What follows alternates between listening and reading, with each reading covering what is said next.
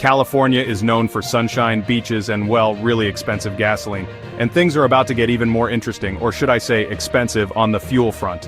Why? Because two major refineries in the Golden State are calling it quits. First up, we've got Valero Energy Corp. They're planning to shut down their Benicia refinery by April 2026. This isn't some small-time operation, folks. We're talking about a facility that produces a significant chunk of California's gasoline, and they're not alone. Phillips 66 is also throwing in the towel, shutting down their Los Angeles area refinery by the end of 2025. So, what's going on here? Why are these refineries closing up shop? Well, let's just say California's regulatory environment is about as welcoming to oil companies as a vegan potluck is to a Texas rancher. These closures are a big deal. They're going to have a ripple effect on fuel prices and supplies, not just in California but potentially in neighboring states as well. Buckle up, folks. It's going to be a bumpy ride. So why are these refineries closing? It's not like there's a shortage of cars in California. In fact, it's quite the opposite. California has the largest car market in the United States. People need to drive, and driving requires gasoline. But here's the catch. California also has some of the strictest environmental regulations in the country. These regulations, while well-intentioned, make it incredibly expensive to operate a refinery in the state.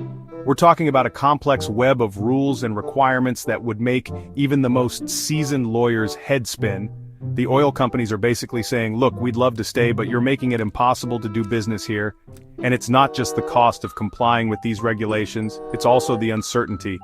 California is constantly introducing new rules and raising the bar, making it difficult for refineries to plan for the future. Now, Governor Gavin Newsom knows that having refineries shut down isn't exactly a glowing endorsement of California's energy policies. He's also feeling the heat from drivers who are already paying through the nose for gasoline. So, what's he doing about it? Well, he's called in the cavalry, or at least the California Energy Commission, the CEC. Newsom has directed the CEC to work their magic and ensure a reliable fuel supply for the state.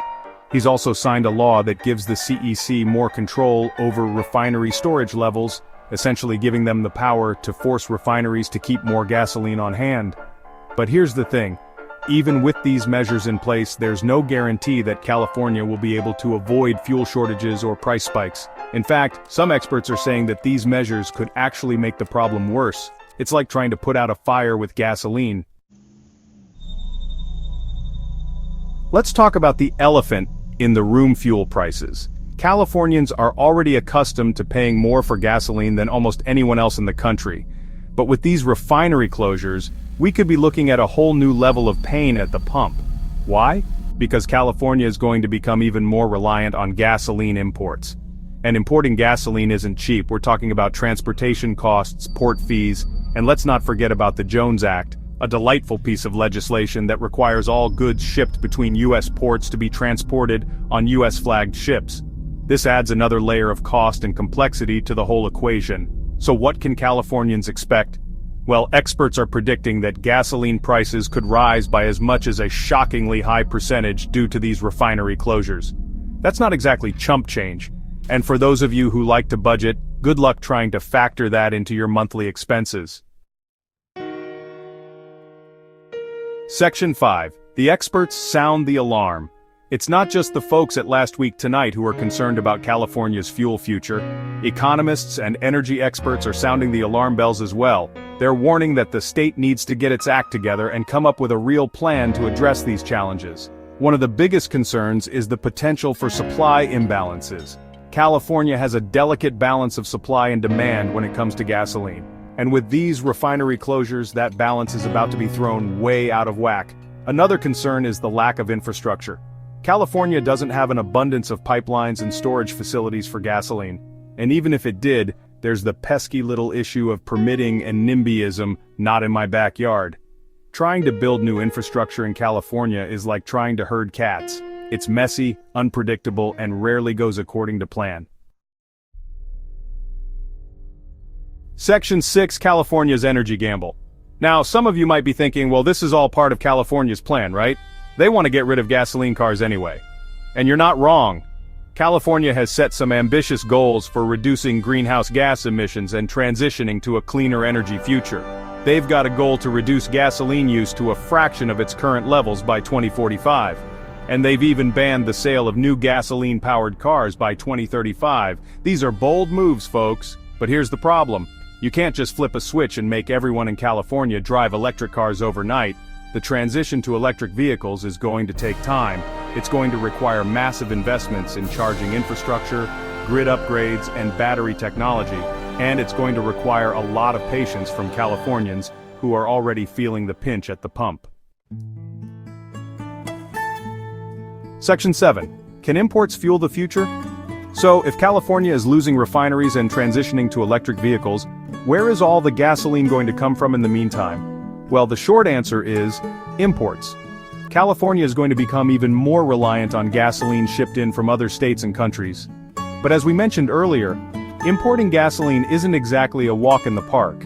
It's expensive, it's logistically complicated, and it comes with its own set of environmental concerns. California is going to need to figure out how to ramp up its import capacity, and it's going to need to do it fast. This means upgrading ports, building new pipelines, and streamlining regulations. It's a tall order, but it's not impossible. Section 8, a national fuel policy puzzle. California's fuel woes might seem like a local problem, but they have national implications. Why? Because California is a trendsetter. What happens in California rarely stays in California. As California goes, so goes the nation. And if California is struggling to balance its environmental goals with its energy needs, it's a safe bet that other states will face similar challenges in the years to come. The United States needs a coherent national fuel policy, one that balances environmental concerns with economic realities, one that promotes innovation and competition in the energy sector, and one that ensures a reliable and affordable fuel supply for all Americans. Is that too much to ask? Section 9. California dreaming, or drowning. So what does the future hold for California's fuel situation? Well, it's complicated. On the one hand, California is a leader in clean energy and environmental policy. On the other hand, the state is facing some serious challenges when it comes to fuel affordability and reliability. The next few years are going to be critical. California needs to find a way to bridge the gap between its clean energy aspirations and its current energy needs. It's a tightrope walk, but it's one that California can't afford to fall off of. The decisions made in California will have ripple effects across the country. So, buckle up, America. It's going to be a wild ride.